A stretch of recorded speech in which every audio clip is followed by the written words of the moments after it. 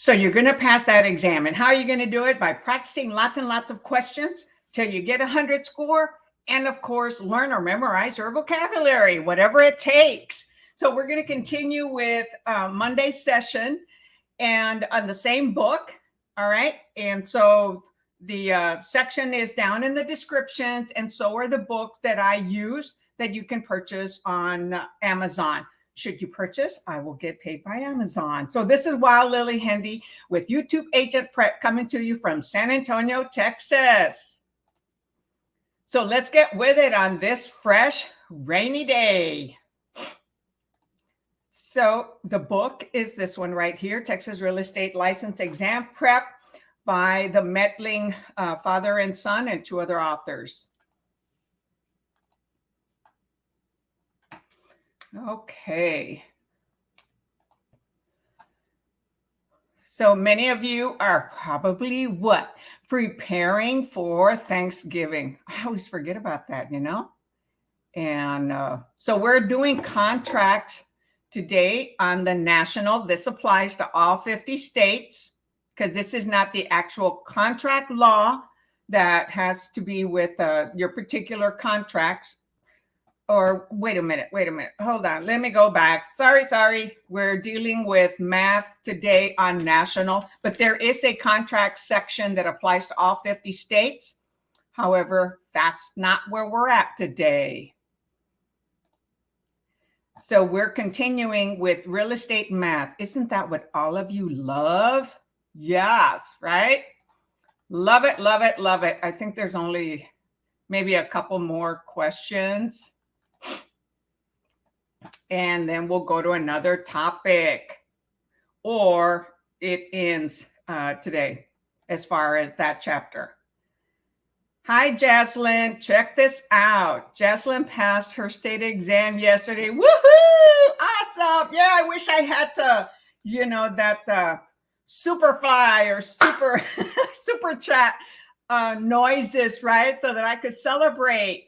It was my 3rd time, thanks to your videos. They are very helpful. Oh my gosh, Jocelyn, you made my day, my morning, the rest of the week. Awesome. Just before Thanksgiving. That is a great result and great news. So anybody here, congratulate Jocelyn on her passing. Oh, we love to hear good news. Awesome news, right? So, okay. So did you already pass your national? I'm hoping that you did. So let us know in the chat if you've already passed your national.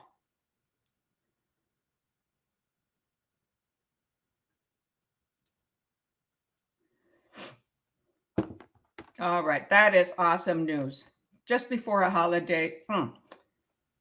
And that was her last night. Here's Brandy Bates saying congrats and says, yes, I passed the national on the first try. Woohoo!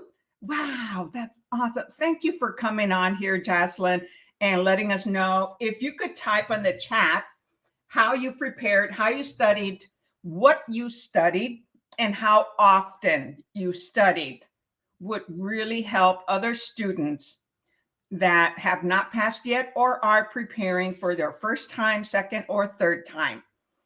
We would greatly appreciate that. And every little bit of support, encouragement, okay, inspiration helps everyone, including me. Okay, so let's continue on with math. And so this is number 26. And I need to get my chart, right? In case I need to, draw a whiteboard, right? Okay, so sign in.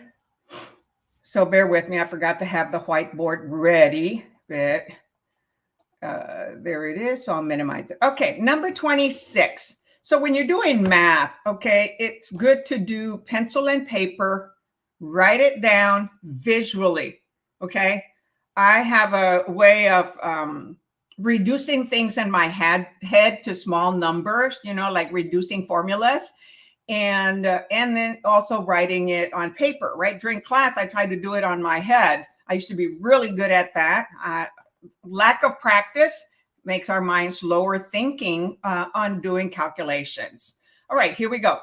Jose recently obtained a 90% loan on his $410,000 home, and he had to pay $6,150 for points. So what is a point? It is 1% of the loan amount, right? How many points did he pay? So Jose had to pay how many points? That cost him $6,150.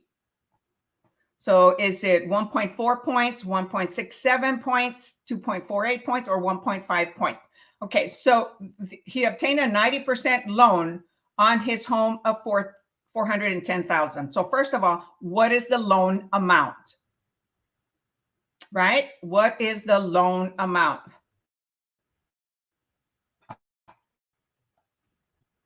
So the loan amount is 90%.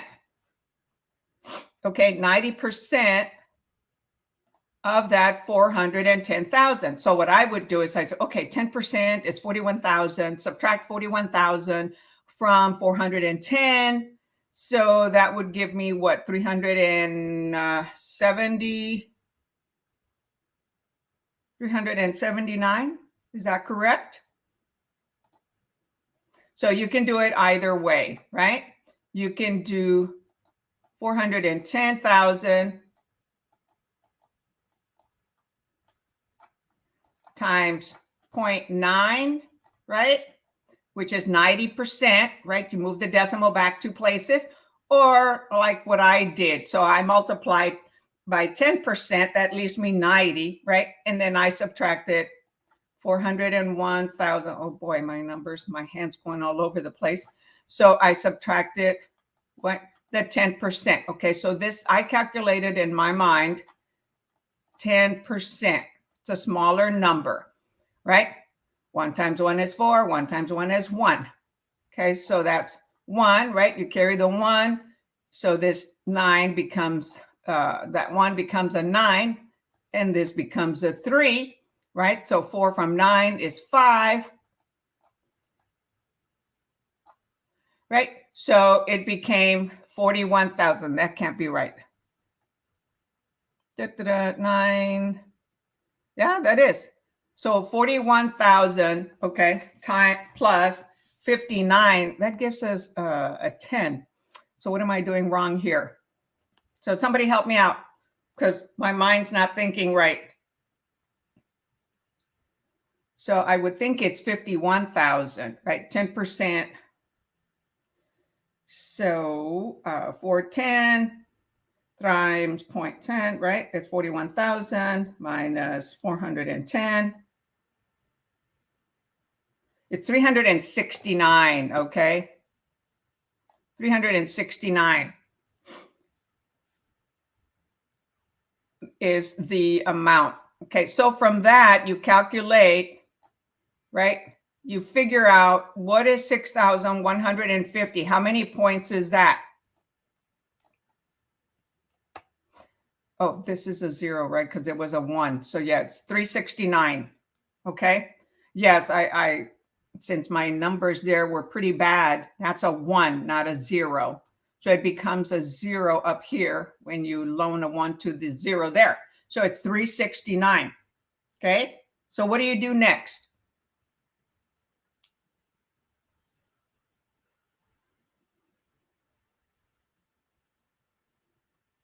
So who can calculate that? Who can tell me what you do next after you have the loan amount? That's what you're paying the points on.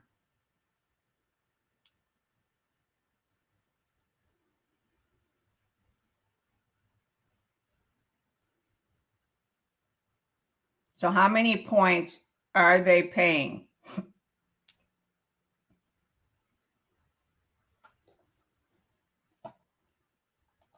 Okay, so Brandy, you did that.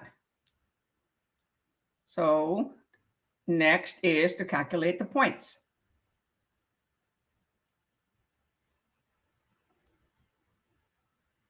Anyone going to try it? So the answer is 1.67 points. It's B. So you've got 410 times 90% gives us 369,000. So they paid 6,150. So you're going to divide 6,150, right? Because we're going to get a percentage. Remember your unit, okay? Divided by 369,000. And this is dollars, right? So your dollar sign goes away, right? And we end up with a point, just a number. And that is 1.67 points. No, you do not multiply. Brandy says, do you multiply by, no, you would end up with a huge number. So you want to know when you multiply, when you have 369,000, okay, times some number here is going to give you 601.50. So you don't multiply the 6150 by 369, okay? You want to find out what percentage is 6150 of 369. So you are dividing the small number because we're looking for a very small number here, okay? So you put a small number on top, okay, like this, divided by the loan amount, and you get 1.67 points. Oh, divide. Yes, you divide, okay? So let me type the answer, and then I'll go back to some of the comments or see what everyone came up with. So B, 1.67 points. So think in your mind that since it's only 6,150, okay, 1% of the loan amount, 369,000, 1% would be 3,690, right? So you can kind of think about that on your mind. So 1 point is 1% of that, right? So it would be 3,690. So that would be 1 point, but it's more than 1 point. So we know it's not going to be 2.48. Okay. So it's either going to be like 1.5 or 1.67. And then half of, so if it was 1.5, it would be half of this, right? Which is 1,180.45. Okay, so this is 1%. This is 0.05%. Okay, so that doesn't total. So that totals to 50. It's going to be what? 55.35, right? So this is 1.5 point. So that's not enough, right? The answer is 6150. So you can break it down, different ways. So it's not 1.4 and not 2.48. 2.48, would be 2% of 369. That's going to be over 7,000. So that's how you can quickly eliminate some numbers, okay, when doing math problems instead of calculating, doing the whole multiplication. All right, so let's go back and see comments. We asked Jaslyn how she studied. So she said, I had your videos as background while I would be at work. And after work, I would study in a quiet place. You hear that?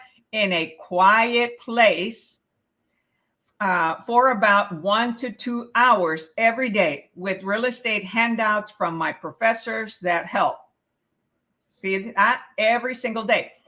And then she said, so she had the videos on the background, studied 1 to 2 hours, and with the Champion book, which is an excellent school, and they have an excellent prep book. And then after that, I would go back to your videos to practice the questions. Okay. Practice, questions, right? Hi, Ruth. So good morning. I'm so excited for I am past my both exams. Like you said, don't give up. Oh my gosh, that's exciting, Ruth. Oh, look at that. 2 successes today. Awesome. Congratulations. I really appreciate you, Lillie. And I like, as I said, don't give up. Somebody mentioned yesterday that they felt both. They did not pass. Okay. You're not a failure the third time. And so you have to take one course for each of one for national, one for state. And the biggest sections are principles of real estate. So Lillie, for everything, you are the best. God is so good all the time. Yes, God is great for those of us who believe in God, right? That are Christians.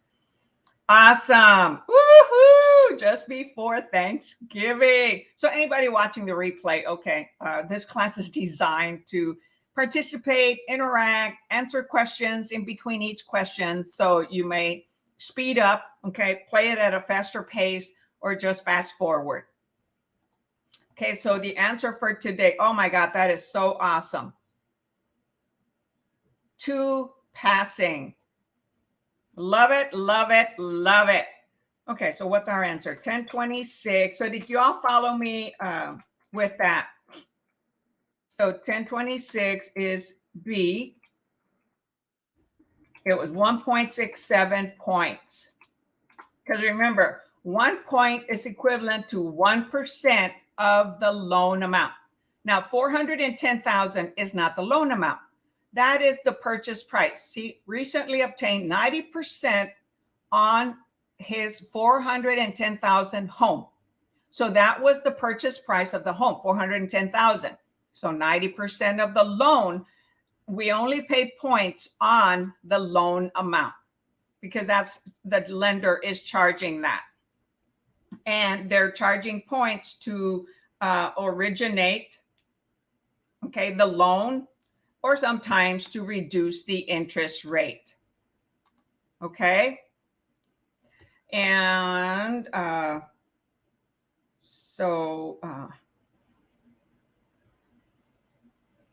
hold on here. I just hired a virtual content assistant from the Philippines, and I'm reminding her to attend my class so she's aware of what I do. So as I was saying, 1% of only the loan amount, okay? So if let's just round it off to 400,000. So if it was 1 point, it would be 4,000. If it was 2 points, it would be 8,000.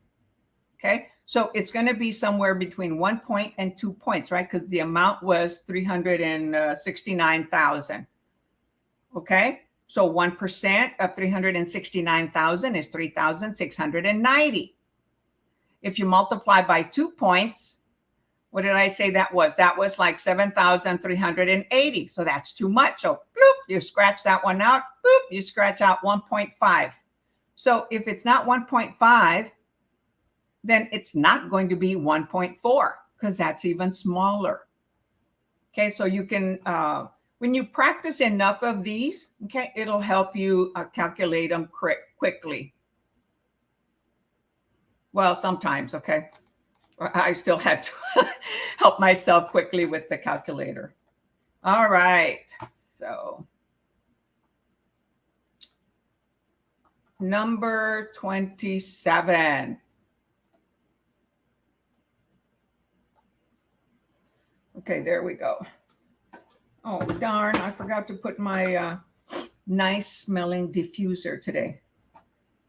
Okay, so let's see. Brandy said yes. 1 point is 1,000. 2 points is 2,000. Not necessarily. No, 1 point is 1% of the loan amount, not 1,000. Now, if the loan was 100,000, yes, 1 point would be 1,000. Okay. If it was 2 points from 100,000, then it would be 2,000. But the loan amount here was 369,000. So 1 point is equivalent to 1%, not equivalent to 1,000. Okay, Brandy. So change that in your mind. 1 point is 1% of the loan amount. Okay. So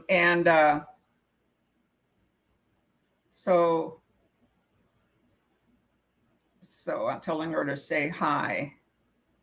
Okay, so let me see. Let's see what Ruth says on how she studied, Ruth, and because she's going to help the rest of you prepare.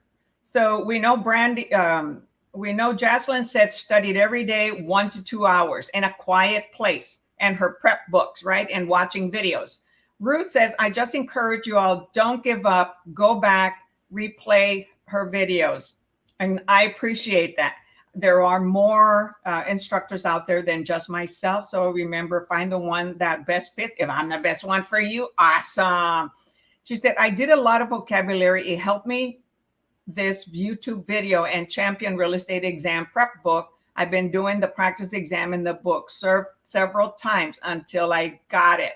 Woohoo! Yes, that's awesome. Hi from. So, follow what these other students do. Okay, as they recommend what I also say. So it's not just me saying it.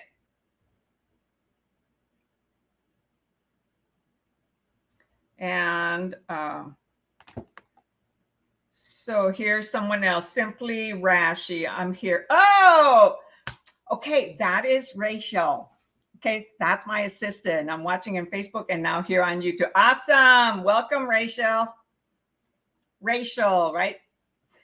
Awesome. That's exciting. Okay.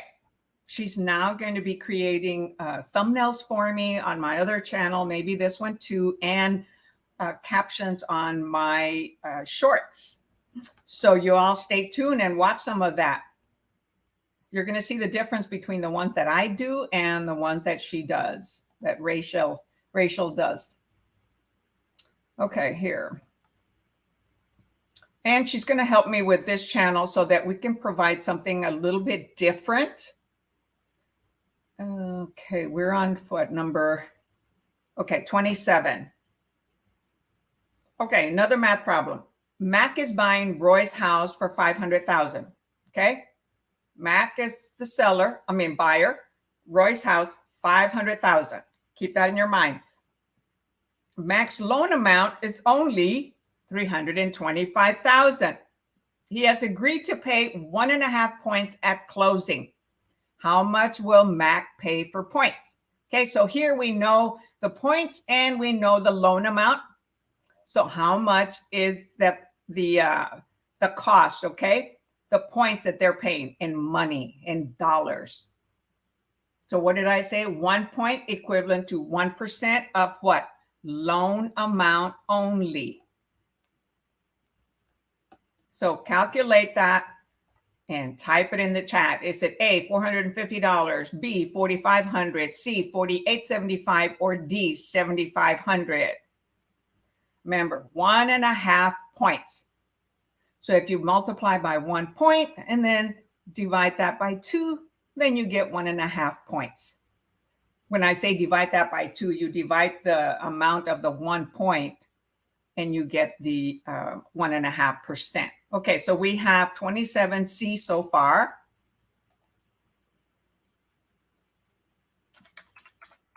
So keep typing your answers in the chat. And hopefully this will help you. Remember, 1% of the loan amount. So I'll let you know 1% of 325, right, is 3,250. So by knowing that, what will it be? So 325 Remember your dollar signs. You always want to remember your units. Oh, here we go again with delays here. Okay. And you're multiplying because we already have the loan amount. So in the other question, we were looking for the points. So you're multiplying by 1.5, okay? Points. So see, you've got dollars, you've got point, you're going to end up with dollars. So 1%, right, is 3,250. So what I said, if you can calculate in your mind, divide that by 2, right? And you get what? 625. 1,625, right? Because 2 will equal to 0.5%, right? This will equal to 0.5, okay? So when you have 1 divided by 2, right? It's 1 divided by, it's half, 1/2, right? So what do you get there? 3,250 and 1,625 gives us 48. Yes, so you can do it. Yes, of course, you do it that way. And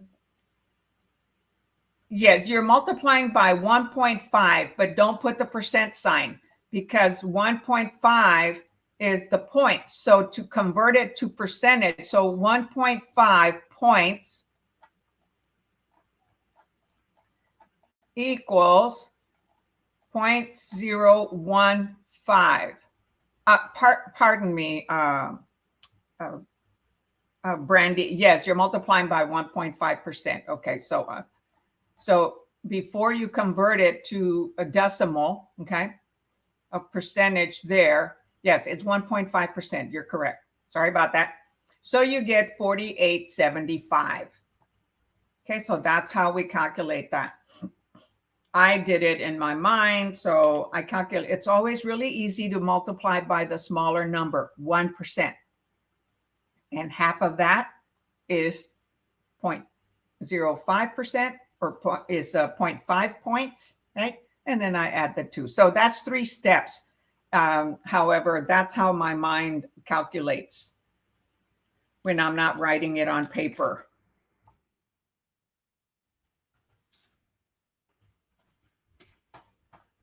So hopefully I'll be ingraining these in you because sometimes you do have quite a few of these. Well, you only get like what, 8, you can get up to 8 problems, 8 math problems in the national. Okay.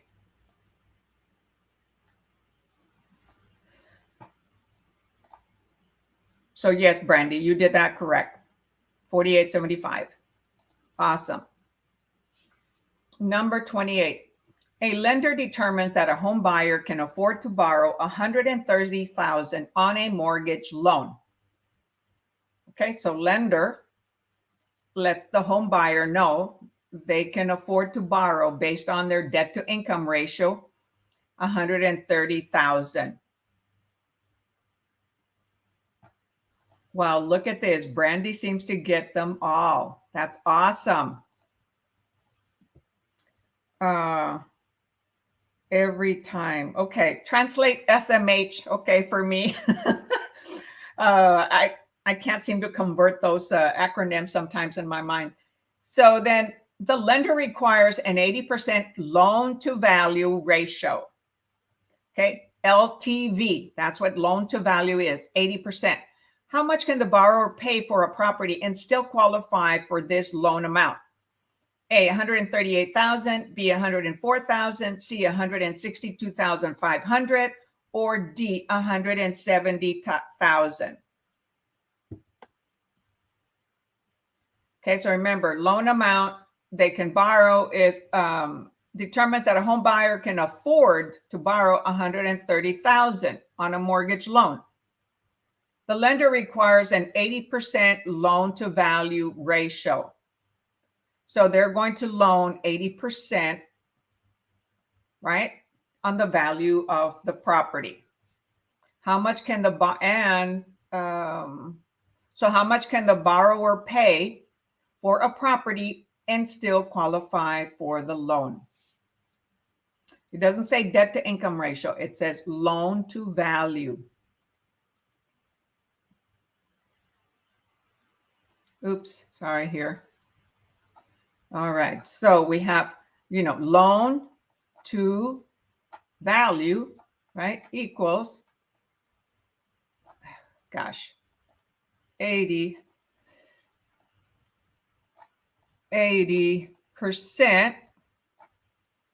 or 0.80, right? Because you move the decimal 2 places back, right? So that's the loan to value. And so we have the price, your dollar, your units, 130.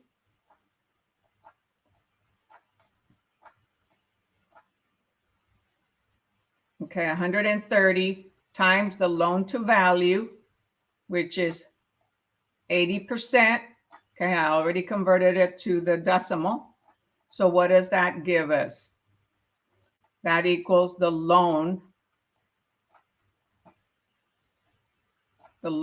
amount that the lender,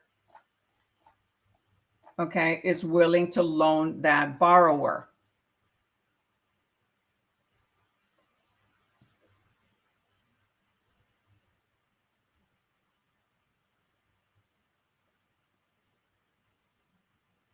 So, so hold on, let me see here. So it's an 80% loan to value and they can borrow 130,000. Okay, so they can borrow 130,000. So that means the loan amount is going to be greater. So excuse me for how I wrote it down. So it's not multiplying. So they're getting it says a lender determines that a home buyer can afford to borrow 130,000 on a mortgage loan. The loan requires 80%. Okay, so it's 80% of a bigger number, okay, in order to be able to borrow 130,000. So how much is the value of the property? It has to be greater than 130,000. Okay, so if you were to multiply that times 1.2 or divide 130,000 by 80, okay, not multiply, excuse me. So the we're looking for the loan amount, right? So normally price times the loan to value ratio gives us the loan. So here we don't have the loan amount, the property price. This is the loan. Okay. So we're looking for the value of what they can purchase. So we don't have that. Okay. So we have the loan amount. Okay. We have the loan dollars. Gosh. Okay. So we need to do 130K divided by 0.8. So we're going to get a larger number on top, right? So it has to be greater than 130. So let's see. Brandy and Lisbeth said B. Well, no. When I multiplied by 180, that was wrong, okay? Because this is the loan amount, not the property value, okay? And the property value, so the property value is price. The formula that you're using is price times 0.80, okay, equals 130. Oh, come on.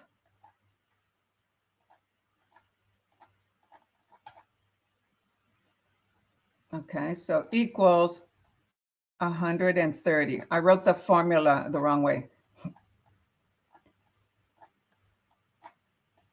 Okay, so we're looking for this. Disregard what I showed you above. So now we have price equals, so you're going to bring this over here, 130. I'm going to minimize it because, and this is supposed to be a dollar sign and it's not working for me.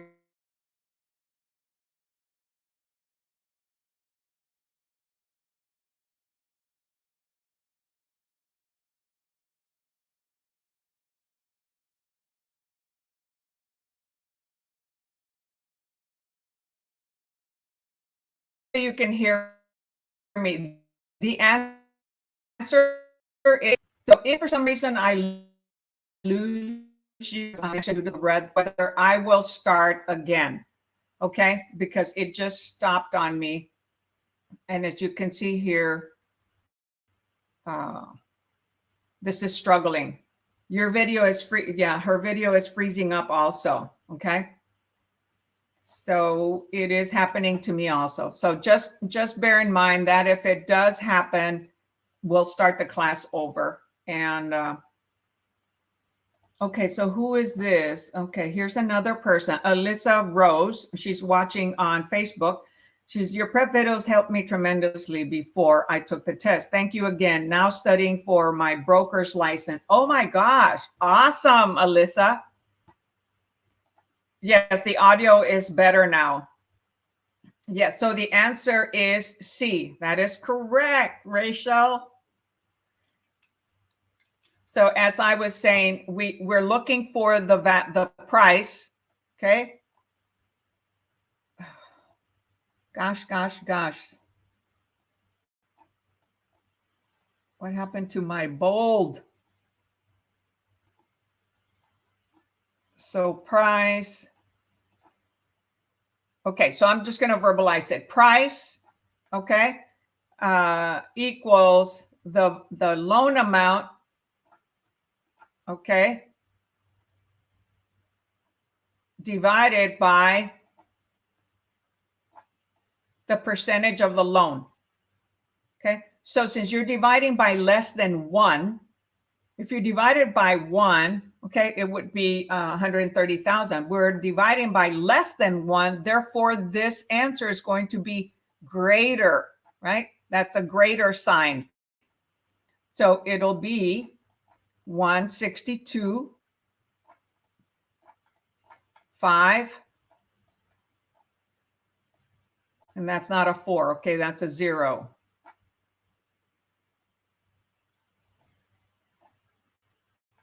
Okay, come on. Can I mentally make it do it? Okay. And remember, keep your units. Follow through with your units, okay? So price here, dollar equal dollar divided by a percentage. A percentage, has a percent sign. It's just going to give us a greater number. When you have a small number in the bottom, okay, when I say small, smaller than 1, then this number is going to be larger. Okay. So the answer is C, 162,000. And whenever I write a K, that is equivalent to what? 1,000. So Alyssa, wow, that's awesome. You're getting your broker's license. I decided not to get mine here in Texas. I really don't need it, nor do I want to go and open my own office like I did in Oregon. And so it puts you in a greater responsibility unless you're going to start your own brokerage or you want it for some other reason. Hey, I wish you the best. It's basically the same exam. You're getting more questions. For a broker exam, I believe you get 60 state questions and 85 national, as everyone else does.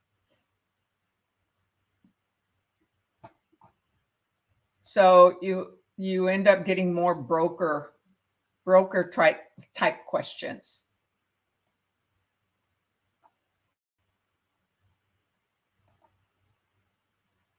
So is it raining where everybody else is?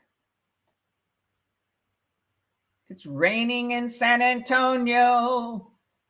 Rain, rain, go away, come back another day.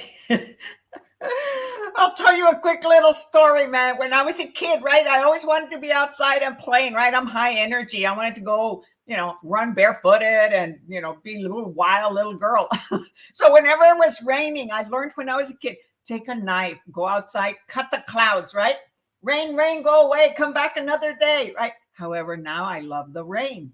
I love to listen to the rain, the smell of the earth wet, and the thunder and lightning. So, wow, this has been an awesome morning. Individuals passing 3 and another one taking their brokerage. Wow, that's so cool. Yay! Oh, we're on number 29. All right, I'm going to have to make it smaller. It's probably a long question. Well, actually, it isn't. Okay, my assistant is going to help us improve this and hopefully write a question per page, something like that. I don't seem to have time to do it all. So that's why we leverage, and you're going to learn that in real estate is to leverage and do the things that are going to bring you money and pass on to somebody else the things that don't bring you money. However, when you first start, no, it's not raining in Tennessee. Hey, Tennessee, I've been there. The Smoky Mountains. I hiked the Smoky Mountains and slept out in the stars for 5 days. You're gonna hear my kitty cat in the background. Tennessee is a gorgeous green mountainous place. Oh my gosh. Okay, here's my kitty cat. Wants to say hi. This is my half cat. All right. He belongs to my neighbor, and he comes here to eat and mess around with my other cats. Okay, 29. Home buyer Janet pays $1,600 per month for the interest-only loan on her new house. Okay, so what kind of loan? Interest only.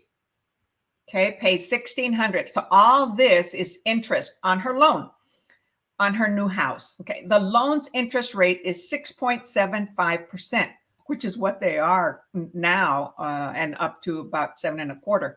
If she obtained a 75% loan, what was the purchase price? So we know very important things. We know the interest rate. We know the $1,600 per month is only interest. And the loan is 75%. So we're looking for what? The purchase price, what we write on the sales contract. Or, if the purchase price is the list price, that's what we're writing. Okay, so how do we calculate this problem? So remember, interest rate, we normally calculate it, it's per month. So to know how much interest we're paying, like the annual percentage rate, you heard that first word, annual. So we need to determine what? The amount of interest for the whole year.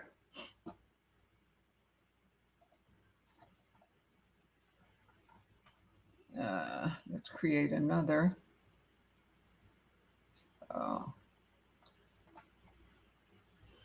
So we need to, so we've got $1,600 per month.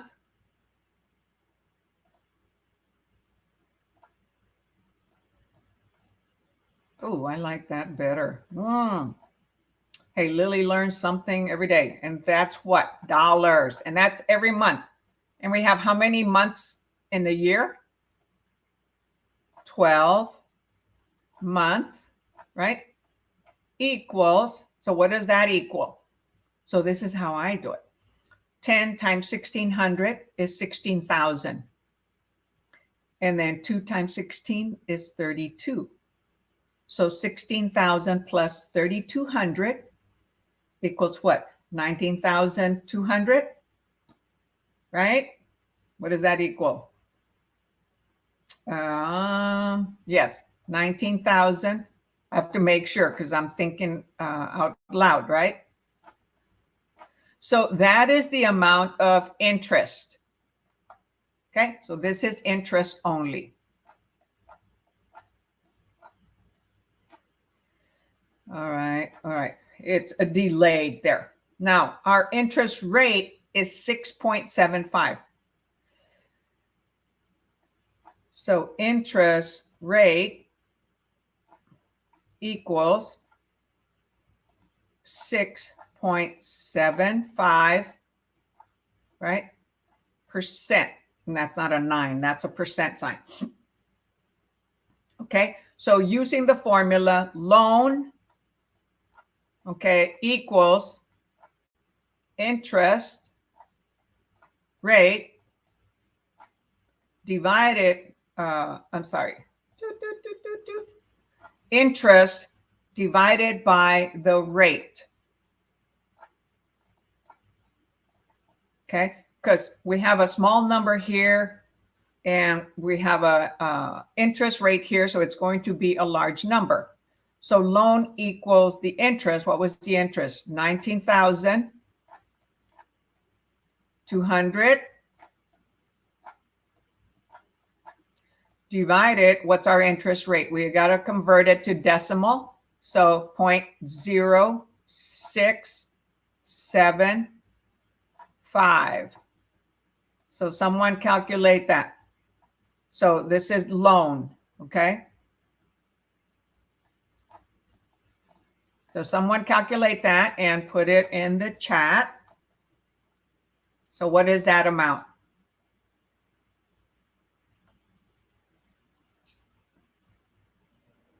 Anyone? So that is 284, 4, 4, 4. Did I do that in my head? No, I looked at the answer, okay? So,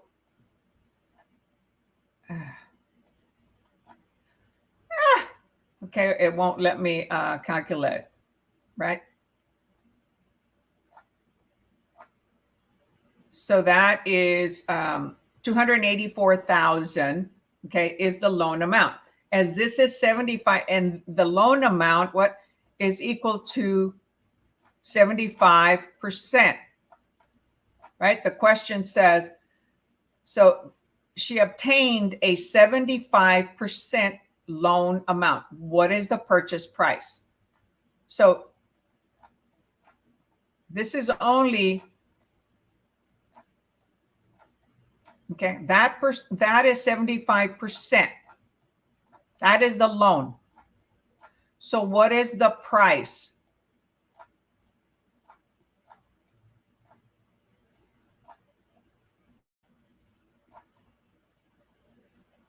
Okay, so there you know that is price, okay?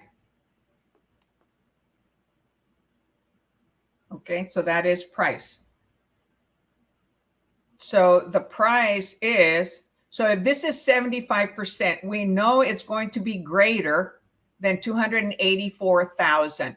So it's not going to be D, and it's not, wait a minute, which problem are we on? Yes, it's not going to be D, and it's not going to be B.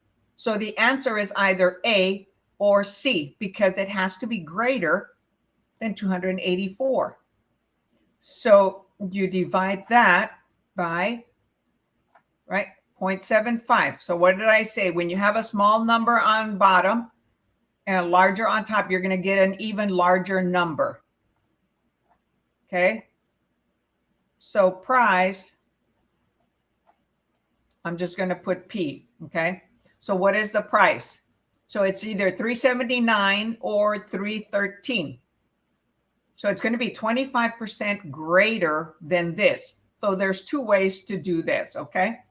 If you know how to use the, what is it? The T formula. So what is it? So, and when I say it's 25% greater than this, you don't multiply this by 25% and then add it. No, that's if you were going to subtract. Because the price that we're looking for is 125%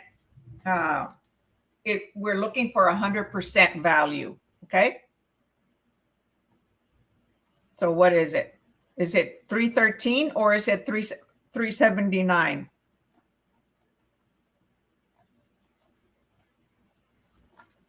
It's 379.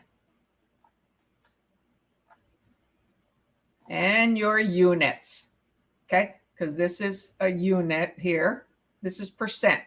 So dollars divided by a percent, okay, gives us dollars.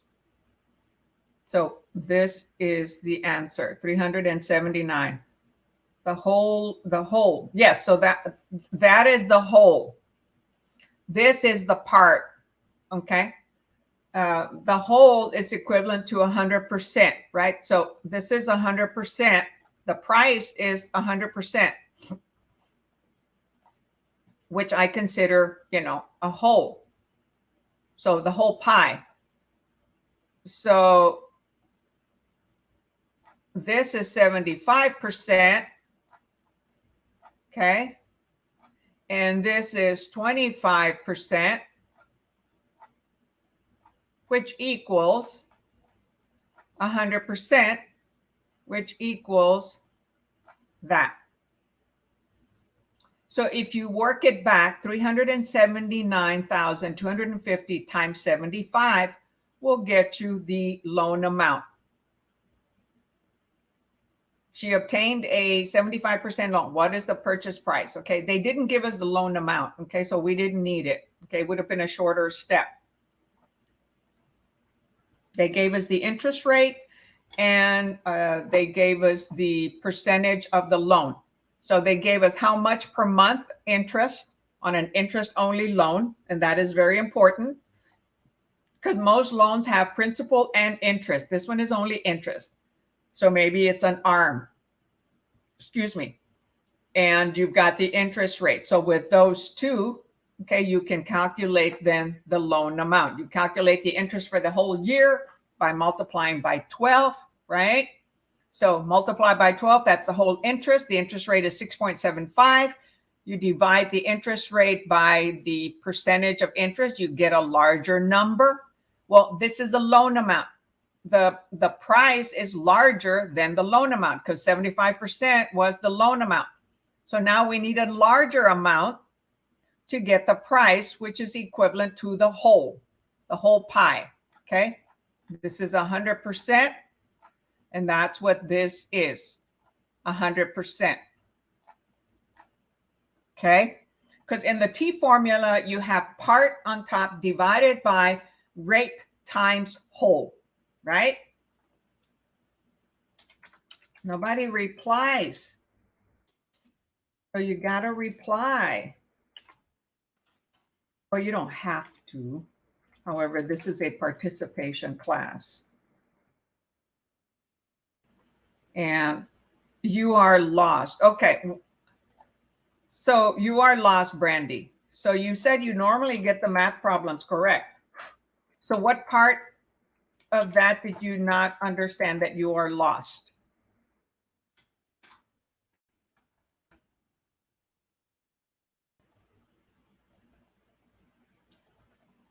Oh, come on. Okay, so let's go. So the answer is 379. Okay, so this is the loan amount. The loan amount is 75% of this amount, okay? They are looking for what was the purchase price. The purchase price is the whole number. Says, no, I was talking about getting the 8 math questions on the exam. I do not get math at all. Oh, change your words. I love math. I love math. I understand math. I get the math. Your brain listens to what our mouth says. Okay. So the more we repeat it, that I love math, I get the math. Okay. And you practice, then you get better. But if you have your mindset that you don't know it and you hate it, then it's going to be difficult to learn. Okay, we must change our mind. So remember, a child, when they're born, they're carried all the time, right? Well, they start being curious, right? Their mind hasn't been trained yet. So they have a very open mind. So they want to learn how to crawl, right? So they just start doing it. They don't think, oh, I can't crawl. I can't crawl. I mean, we don't know what they're thinking except for by their actions. And what is their actions? They practice, crawling, crawling, crawling until they, succeed. And then they want to start grabbing things and start standing up. Okay. Do they say, no, I can't stand up? No, you just see them do it, attempt. They take action until they stand. They don't say, I hate it. We don't know what they're saying there. Right? Oh, that's how kids talk to us, right? So I've been doing that, but it doesn't seem to be getting any easier. It takes a while, Brandy, okay? And it's important to first get your mindset. Focus on your minds. If you're having a bad day and you can't learn, don't force yourself to learn when you're having a really bad day. Go change your attitude and get yourself re-energized to be happier and positive. Our words have power and we manifest our reality. That is correct. It's not as easy as we say, okay? It's a lifetime practice thing, okay? I've been doing it for a long time and I still have to practice. Okay, so on this problem, okay, they said they pay $1,600 a month for interest only. So their loan, every month, they only pay interest. The principal amount never reduces. Whenever they refinance it, the balance that they started with of $379,259 is the same as when they bought it. If they bought it 5 years ago and they're paying $1,600 a month, it's like paying rent. Okay? You're not buying it. Okay? You're not reducing a loan amount because of rent, you just pay rent, right? And then you move on. So they're going to owe the same thing at the beginning as when they pay it off 1, 2, 3, or 4, 5 years later. So $1,600 interest is calculated every month. However, it's calculated for the year and then divided by 12 if it's only interest. So it's 6.75% is the interest rate. Okay, so we have interest rate equals 6.75. All right, and then so interest is 19,220 divided by the interest rate. So we don't know what the loan amount is. We know what the interest rate. So if we knew the loan amount, then we would multiply by the interest rate, right? Like 100,000 times 6%. But here we know how much the interest, okay, this is the interest.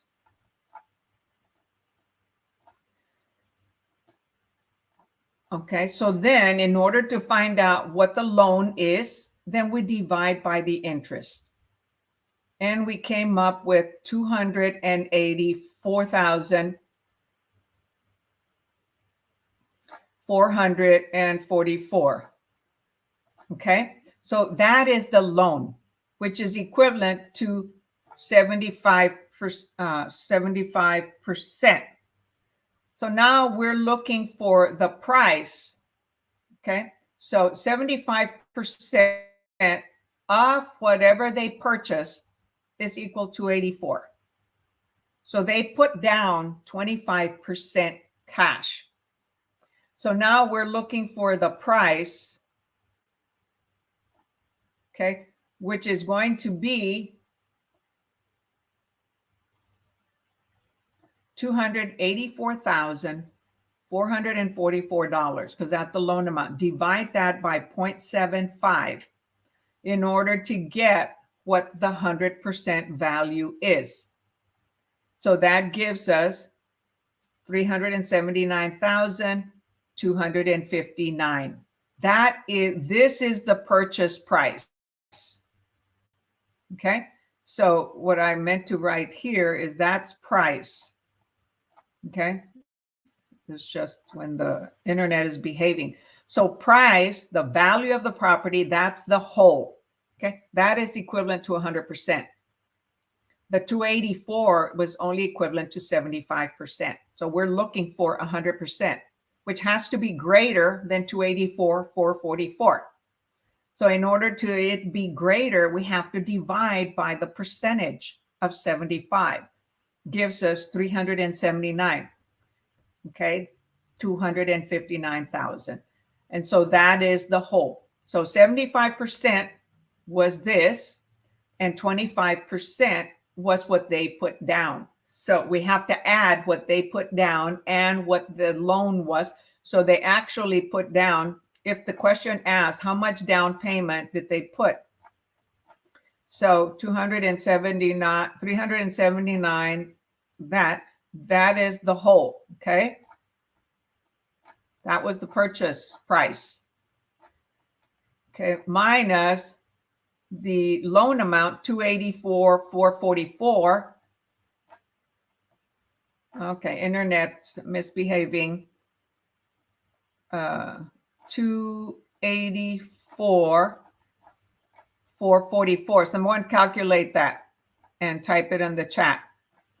Okay, so 379, 259 minus 284 is what the down payment would have been if they had asked for that. They didn't ask for that. Okay, so how much is the down payment? So subtract 379, 444. This is a 5 here. So what is the down payment? Somebody type it in the chat. Come on, you've got, I'm sure you have a calculator on your phone. So 379, 259, because you could get another problem like that. 444. So they had to put down 94,815. Okay, now the problem didn't ask us that, but maybe another one will.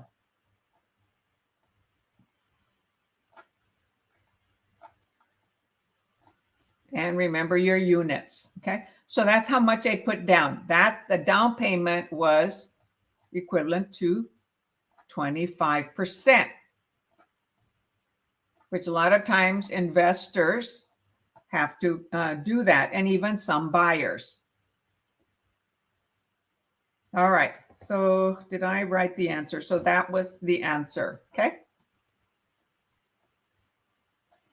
Nobody start.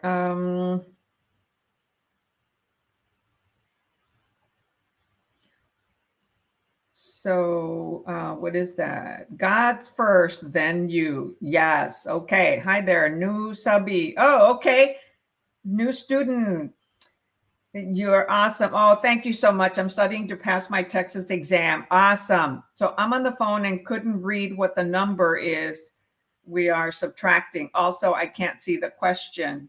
Okay, because I was calculating the numbers, okay? So that is the question there. It's challenging on a phone because you're looking at a very small screen, okay? However, it's doable. So on the phone, what I do, I put it horizontal, okay? So that I can see it better. And you may have to fix your resolution if you can't see it clearly. Okay, number 30.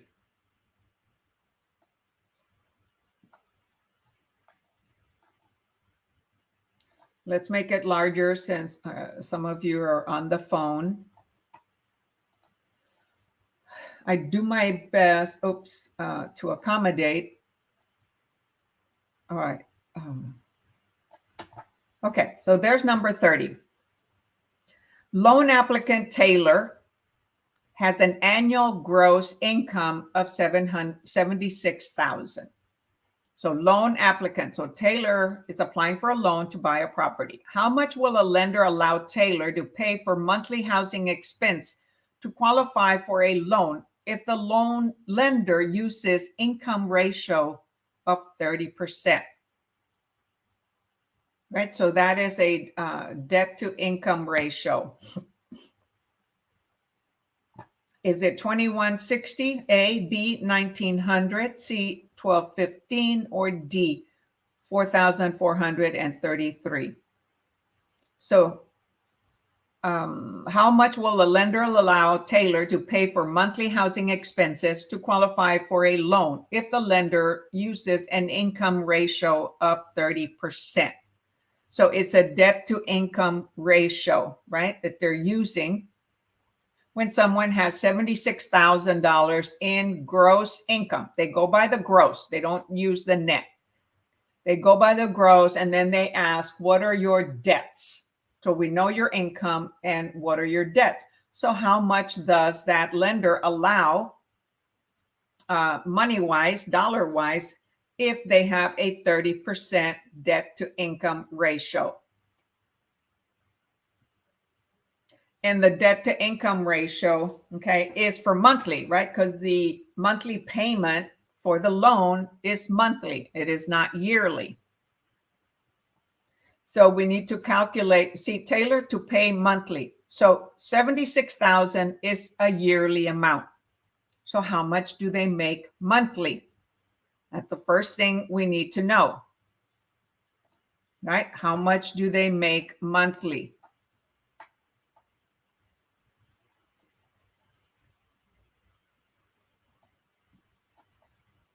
So we have a salary, okay?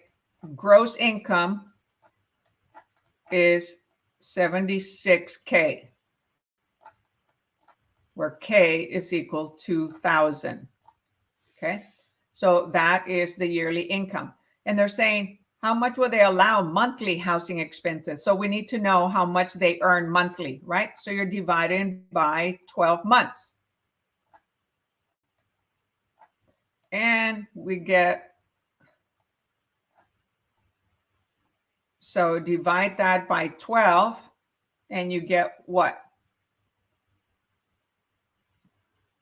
So once you divide that by 12, which is going to be 6,000 and something, okay? Then you multiply by 30%. So we want to know how much do they make monthly? And then from that monthly amount, the lender is allowing 30% for housing expenses. So that ends up being 1,900 per month that they allow. So 76,000 divided by 10 would be 760, right? Times 2 more, it's almost 15. So they're making what? 7,000 or something per month. So 76,000 divided by 12, they're making 63 per month. Okay. So if you divide 76 by 12, okay, 76, this is supposed to be divide. I couldn't seem to write it. So 76 divided by 12, and that answer was 6,333. You multiply that by 30%, and we get this is monthly, per month. So out of the monthly income of 6,333, okay, times the 30 times the 30% gave us this answer. Okay. So the answer is B.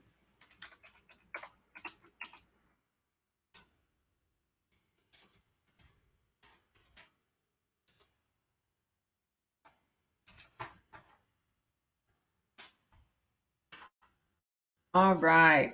Okay. So math, just like questions, it takes practice, practice, practice. Okay. So we've done 5 math problems. Okay. We're going to move on. Typically, you might get about 8 math problems in your exam. Sometimes some individuals only get 5, or some say they don't get any, which is kind of odd because I thought all exams had math problems.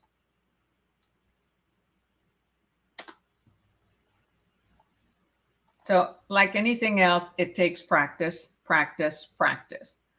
First, you have to understand what the question is asking for. Okay, what do they give us and what do they want? Sometimes they give us more information than what we need in order to confuse us. And when we see something similar, we're like, oh, yeah, that's it. Well, it may be the wrong answer because some of the information they gave us, we don't need. Okay, so math problems, word problems can be very challenging versus just using a calculation, multiplying, dividing. Okay, it's more straightforward. Math problems, word problems have to be understood. What are they giving us? What do we really need in order to answer what they are asking? Okay. All right, so we're going to shift into, we're going to shift into Texas state questions. So I'm going to bookmark that so I know where to start next time.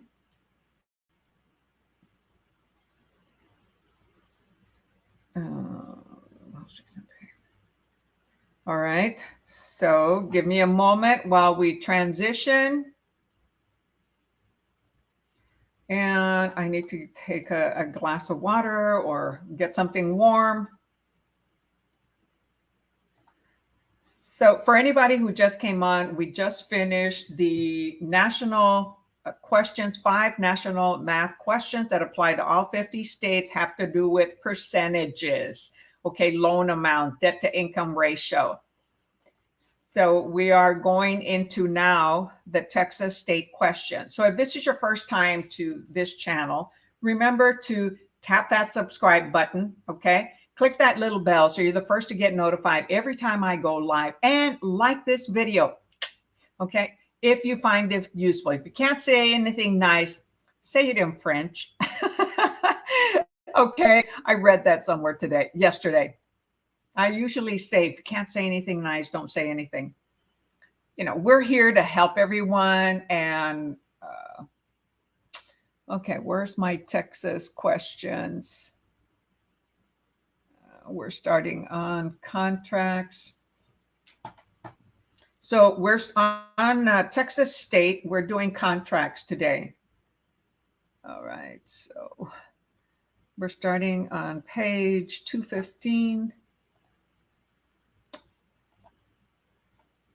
So, doing Kindle, you can do this. You can buy the Kindle book. They're usually cheaper, okay, to study at home or study from anywhere.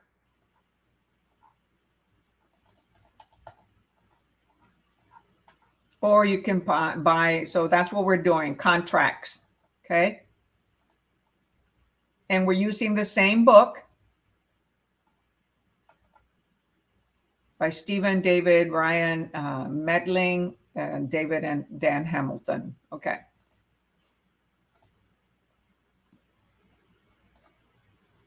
So awesome book. It's available in 26 different states. They keep producing more. Anyone in other states, they are available. So Brandy says, thank you. Have a great weekend, everyone. And I'll see you next time. Yes, if nobody is coming back, hey, happy Thanksgiving. All right. So I said I needed to take a glass of water. So you can check out the books that I have read in the background. Okay, while I get my water.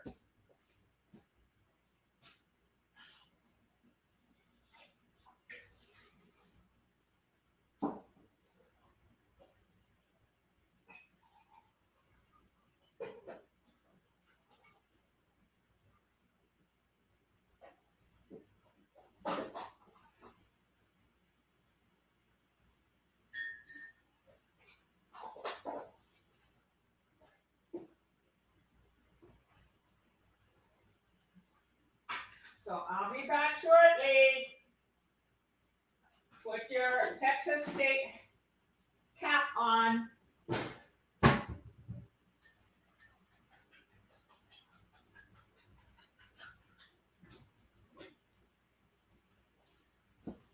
Oh, I forgot my water was over here. I moved it from the left to the right.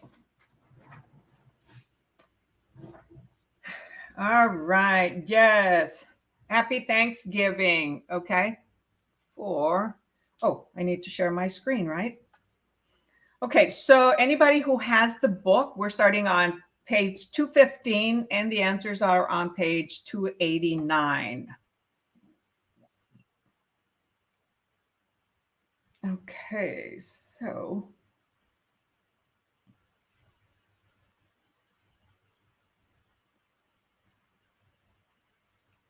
okay, here we go.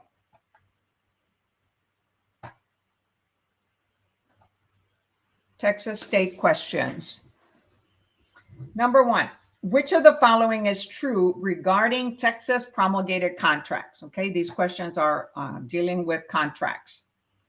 1, A, they are recommended by the Texas Bar at the discretion of member attorneys. B, they must be completed with the assistance of approval of a licensed attorney. C, they replace contracts previously prepared by principals attorneys. Or D, they must be used for sale and lease transactions with some exceptions. Okay, so far, hi, Delta.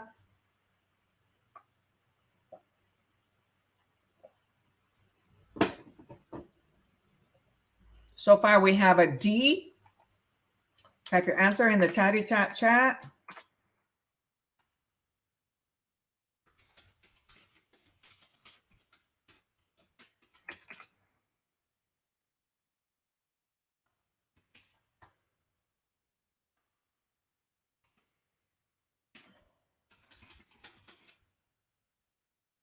Anybody else? So yes, the answer is D. They must be used for sale and lease transactions with some exceptions. And sale can be residential, new construction, condominiums. They have a different contract. So we have the 1 to 4 residential family, right? Resale contract. We have 1 to 4 for new construction. We have for condominiums. We have commercial. We have unimproved land. So lots of different, and of course for leases. So we have many types of promulgated contracts that are developed by whom? The 13-member committee. Type in the chat, who is in the 13-member committee?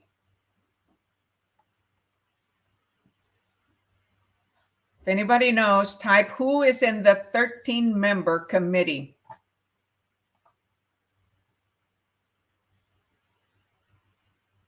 So there are there's brokers, there's attorneys, and somebody else, right?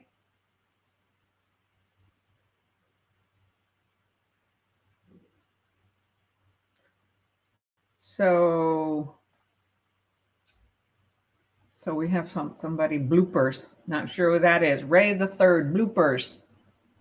So nobody's going to write down who's in the 13-member committee? No? So we have what? 6 attorneys selected by the state bar. We have, gosh, why doesn't this work?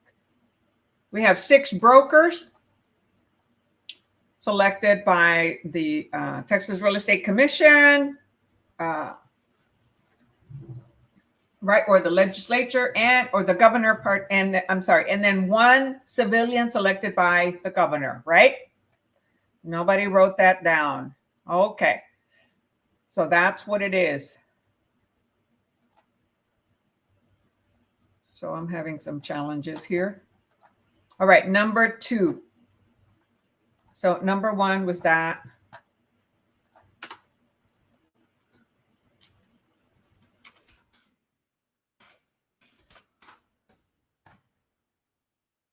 Right. Number 2, licensees may not engage in the unauthorized practice of law. Which of the following would constitute such a violation? Oh, right. Check it out here. Delta says 6 brokers, 6 lawyers, and 1 civilian. Yes, that's who created the promulgated contracts. Thank you for that, Delta. 6 brokers, 6 lawyers, and 1 civilian. So licensees may not engage in unauthorized practice of law. Which of the following would constitute such a violation? A, insisting that due to the legal nature of property transactions, the buyer should obtain competent legal counsel. B, explaining the purpose of a building permit. C, expressing an opinion regarding the validity of a seller's title. Or D, giving a buyer prospect a copy of a subdivision's covenants and restrictions. So which one would constitute a violation? So would constitute such a violation of unauthorized practice of law?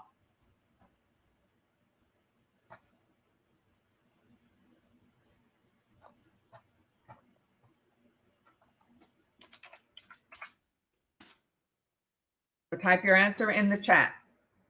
So is it insisting that they go to a legal counsel when they're having challenges, explaining the purpose of a building permit, expressing opinion regarding validity of a seller's title, or giving a buyer prospect a copy of the subdivision covenants?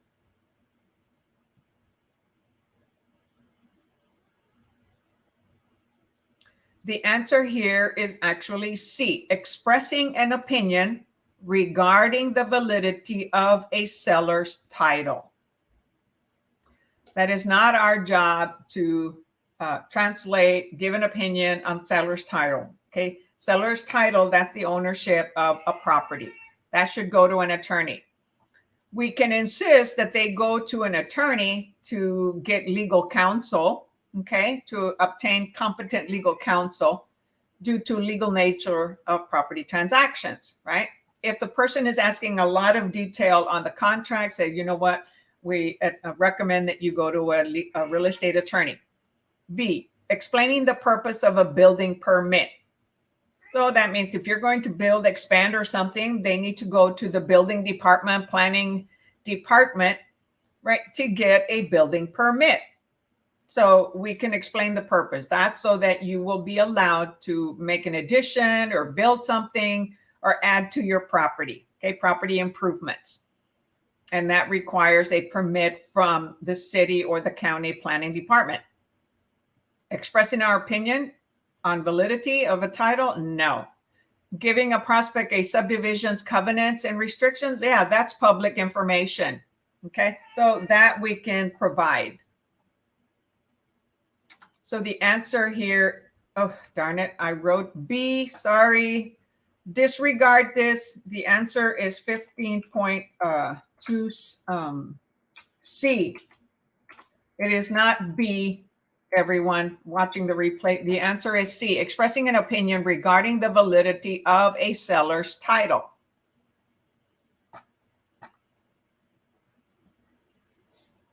Okay, the answer says expressing legal opinions a consumer may rely on, such as a title's validity, require a license. Distributing printed information is not legal practice for ministerial. Describing a building permit is merely a relevant business discussion, much like telling a consumer that he or she must confirm a property use of its zone. So again, expressing title, legal opinions, okay, a consumer may rely on, they can't rely on us. They have to rely on an attorney, a licensed attorney. We are not a licensed attorney. So let's see, I thought you give opinions, but not give advice. Not when it comes to legal matters and the validity of a title. No. Okay. We don't give opinion about that. We give opinions about properties. okay, but not of some legal documents.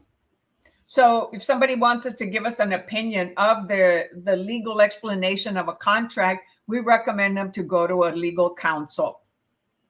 Okay, we can give an opinion of a property, advice on properties, but not on legality, not on legal terms. That's why there are attorneys. So, we're giving them our opinion. Well, based on the questions that you're asking us on the property transaction, we recommend that you go to an attorney. Okay? Because we don't translate a property contract. Okay? We don't translate. We read them and we ask questions and fill in the blanks. So, we repeat the question and, this is what they're asking. We don't explain it in more detail or how it's going to impact them in a positive or negative way. That's for an attorney to do. And explain the purpose of building a permit. Okay, that's, a nature that is about the business. Okay, as they said, you're building a property, you're building a commercial property, you're going to need permits. Okay, permission. Okay, so you're getting permission from the city or the county. So yes, we can give opinions like a comparable market analysis and an appraiser. They are our opinion based on available information that's available to the public. However, us on the multiple listing service, on realtor property resources, we have access to those in more detail than individuals do. But there are many apps out there that allow individuals to find their own comps. Okay. And we can provide our app. So those are opinions, opinion of value, opinion of the condition. To get a real condition of the property is an inspector that are trained to be inspectors and practice that. And theirs is also their results on examining the house, examining the property. It doesn't have to be just a house, right? So that is their expertise. Giving an opinion regarding the validity. Is it a valid seller's title or is it not? We don't know that. We cannot give an opinion on that. You say, go to, an attorney, go to the title company. Title companies have attorneys and, they can provide that for free. So 15.2 is C. Pootie Tigger, you already had breakfast. Okay, so you got it. All right. Yes, we have to be very careful about opinions. If in doubt, don't provide the opinion, okay, or the advice. Send them to the broker, and the broker will probably say hey, we recommend that you go to the title company because they issue titles policies. Go to an attorney. All right, number 3.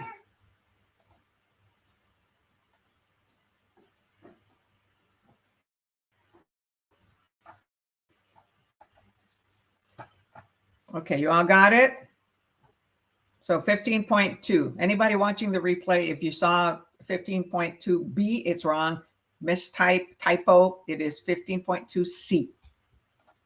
Number 3, the practice of completing sales contracts is a tightly regulated activity. Since so much is at stake for consumers, in that context, which of the following is not an acceptable practice? Again, we're not attorneys. We ask questions, we fill in the blanks. A, filling in the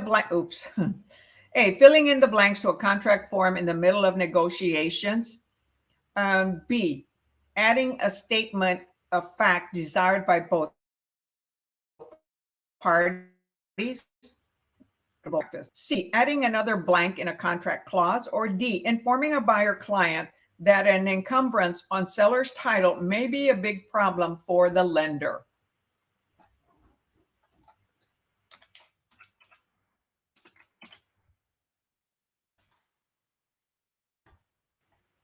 So type your answer in the chat. Which one would not be an acceptable practice when it comes to promulgated contracts or legal clauses?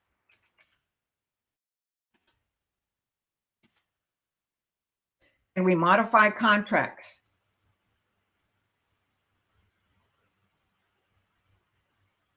No. Can we fill in the blanks? Or do we fill in blanks? Yes. The answer is C. Adding another blank in a contract clause. No, that is a no. We do not modify contracts. We fill in the blanks based on the questions that our client answers or the buyer. Okay. Whoever we are doing a listing agreement with, a buyer contract, a buyer rep agreement, any promulgated contract, we fill in the blanks. We don't make changes. If there is an addendum available, then we use an addendum that goes with the contract. If there is not an addendum available, then we can type it in the special provisions, right? Section 11. We only put on there material facts, actual facts, okay, by the seller or the buyer requested that an addendum is not available or an amendment is not available. Usually the special provisions is within the listing, right, or the contract. So we don't use amendments yet, right? That amendments are after we have an executed contract. Buyer and seller came to a mutual agreement, signed everything, and it is executed by the listing or buying agent, whoever had the final answer.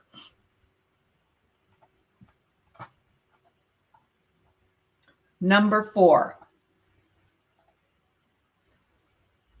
Which of the following is a violation of license law as they relate to contracts? License law, violation of license law as they relate to contract. A, using a committee form under certain circumstances. B, entering language onto a contract clause blank that defines what a tenant can or cannot do if the landlord does not make a timely security improvement.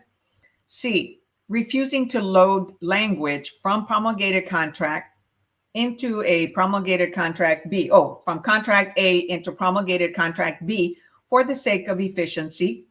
D, advising a buyer that a contract is legally binding. So which one is a violation of law as it relates to contracts?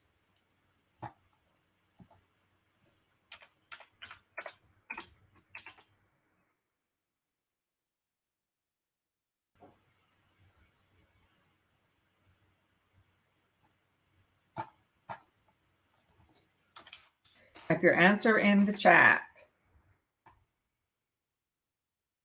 Wish I had some Thanksgiving music on here now, but I don't.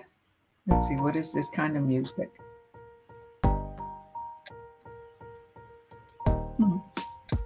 Into space.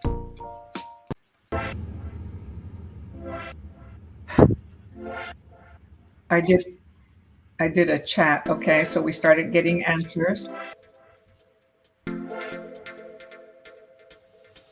So this is little music that is allowed within StreamYard. Okay, so far we have C. Anyone else? It is not C. I will let you know that. So pick another answer.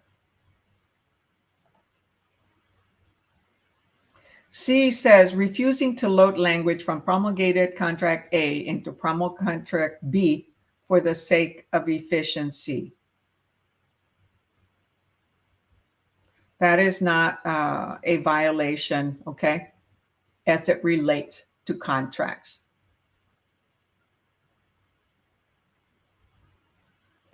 Okay, the answer here is B. That's correct, Delta. Entering language onto a contract clause blank that defines what a tenant can or cannot do if the landlord does not make a timely security improvement. That information will be provided in the lease agreement, okay? And it is in the Texas landlord and tenant laws. So there are tenant landlord laws for every state that protect both sides of what is acceptable, what is not, what each party has to do, what are they responsible for, and what are they not responsible for.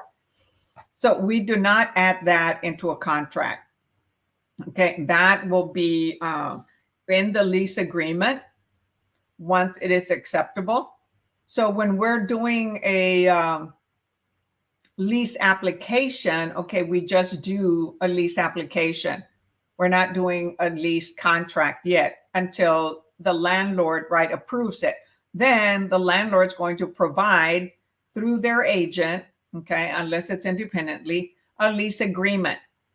The tenant will then there see anything like this that'll be on there. So the landlord has to make, you know, if there's some security improvement that has to be made, then the landlord would have to do it, if it's especially required by the state.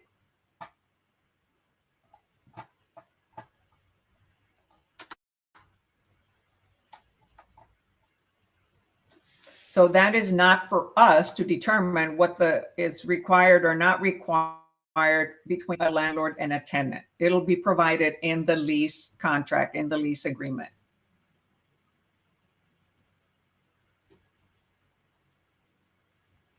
So the answer is B.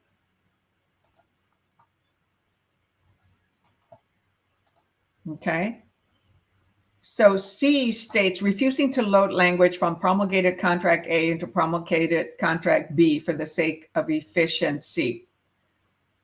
Well, contract A and contract B are probably going to be, you know, similar or the same, or we're doing it on an amendment. If there's already a contract on contract A, or that one was terminated, then we're starting another contract that is contract B. So we don't have to bring anything from contract A to contract B. It's just another new contract. Novation, right? Let's say there was a counter offer. The first contract expired. It's no longer valid because there is a change with the counter offer, not an amendment, but with a counter offer. So if there's too many items in a counter offer, we can just scratch the promulgated contract A and create a new contract so it's cleaner. Okay. And so that's based on the negotiating between the seller and the buyer. And so we can write up a new contract. We don't have to transfer from contract A to contract B. Same contract, just changing, modifying based on any counter offers. So that's why it is not C. So we can refuse to load language from promulgated contract A. We just do a new contract. All right, number 15.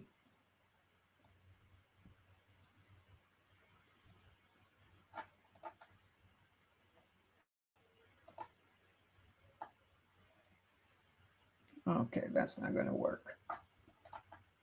All right, number 15. This will be our last question for Texas State. We've done 5 questions, okay? You have less questions for state. So remember to, if you got these incorrect, remember to repeat these over and over. Don't go study new questions until you have these 5 100% understood. Number 5, during the course of a transaction, the licensee must advise clients of various circumstances where legal counsel should be consulted. In which of the following scenarios should the licensee recommend that the buyer obtain legal counsel? A, the licensee is selling her own property and has just hired an attorney to represent her. B, a transaction involving several promulgated contracts. B, a contract for deed transaction involving several non-standard contingencies. Or D, a buyer is about to place an offer on a property where the previous resident had AIDS. So in which of these following scenarios should the licensee recommend that the buyer obtain legal counsel? So which one is not so straightforward?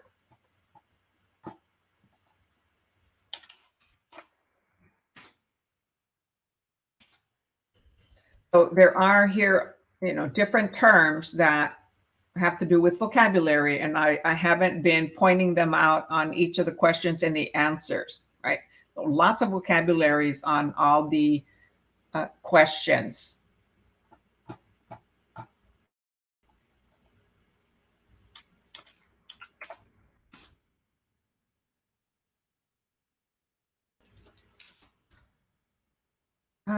Take another attempt. It is not B, Lisbeth.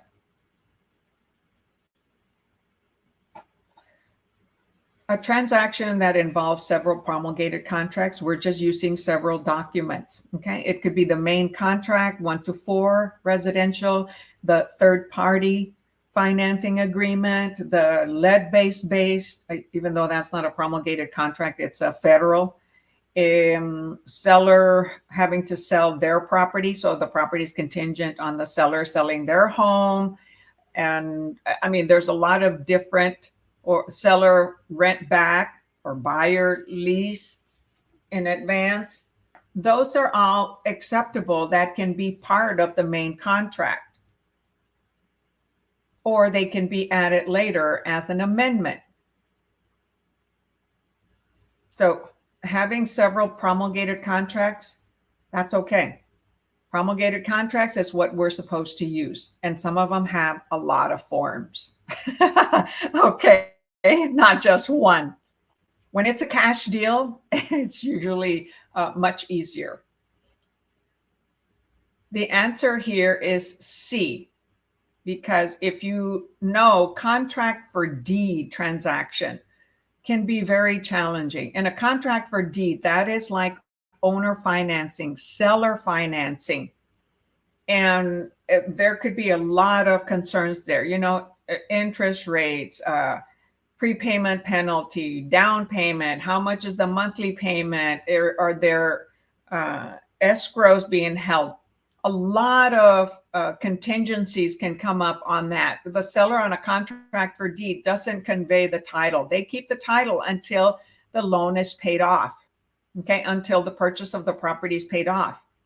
There's a lot of variables involved with a contract for deed. Most realtors are not comfortable doing that. And so they say, hey, go to an attorney. So the answer is C, a contract for deed. Okay, that's where the owner is selling the property and they are keeping the title, okay, until the loan is paid for, until the buyer pays for it. And they will be the bank for themselves. They might hire a third party to collect the payments. In many cases, the owner may do it themselves and they receive the payment. Now, we as a buyer have to make sure, are they going to make the payment to the lender? There are some individuals, owners, that do use contract for deed and don't take the money that the buyer is paying to pay off their existing loan when they have one. It's happened to some individuals. So it's safe, and buyer beware, okay? Go to an attorney and get help with that, or an experienced realtor that knows how to deal with contract for deed, owner financing, where titles does not transfer and convey, and that they have also a loan, or there could be encumbrances like liens and stuff. Want to make sure there's a title search that's done on the property. Do everything legally. A lot goes into that type of transaction, contract for deed. So if you were not familiar with that, go to vocabulary, research contract for deed.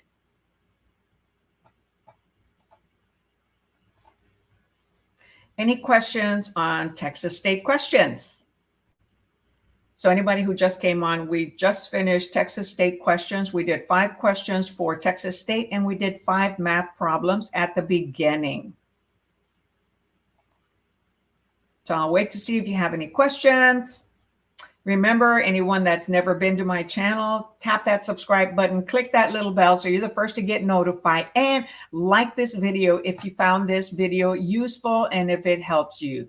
I'm real excited that I'm getting, many compliments from students that the videos are helping. And if you have any recommendations, any suggestions, I do listen to my students, type it down in the chat and let me know what you'd like to see or how you would like it to see presented. There are many different presenters, realtors, brokers that do prep classes and in different states. Not many that do just Texas like I do. A lot of them do other states, or they do predominantly national, or they do a little bit of all 50 states, which I am thinking of adding to this one in order to help national students. Okay, so remember, all of you that are watching, make sure you go to my channel. I have, oh, yay, I have 6 thumbs up. Woohoo, awesome. All right, y'all, as always, look at the thumbnail I did today. I said affirm. I didn't say affirm, but I said I passed exam. Yoo-hoo! Okay, that's what I want you to do. And that's what all of you want to do, is pass that exam and become realtors. And hopefully it becomes a successful business for you. You're going to have to work your butt off and keep learning. Always, always, always. Lots of networking, lots of questions asking, and work every single day, even through holidays. Okay, a lot of realtors take the holidays off. I will continue to work, but I take time for myself, okay? I do put time on my calendar to play with my cats, okay, and the neighbor's dog. So we also have to remember to take care of us, our mindset, our health. Because if we can't take care of ourselves, how are we going to effectively take care of our clients, our customers, our prospects, anyone? All right, y'all. Love you. Until next time. Catch you later. Yes, C. That's correct, Elizabeth. That's right, C. I'm glad you changed it. There's a major delay, so it just came on. Okay. All right. That's awesome. I look forward to the day that you pass your exam, Lisbeth. I love having you here, but I'm love having you when I'm helping realtors get their business going. Bye.